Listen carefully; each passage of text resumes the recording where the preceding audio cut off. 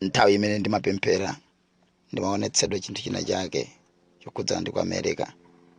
Ndimaona pamutu pa Donald Trump pali kolona wa ulemerero amene akusonyeza kuti atha kusankhidwanso kukhala president wa dziko la America.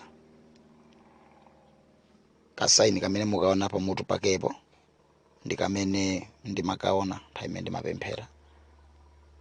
So ngati Satana sangabere mavoti atha kusankhidwanso kukhala president wa dziko la America Donald Trump.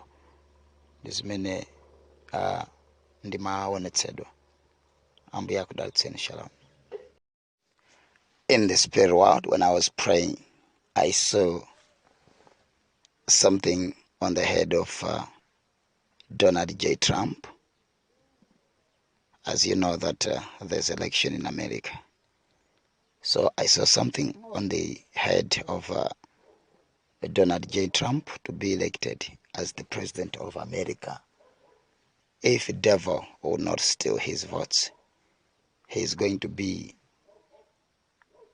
the president of America once again. This is what I saw. That is the sign over that photo that you can see. I saw something like that on his head when I was praying. It's me who just put that thing over his head.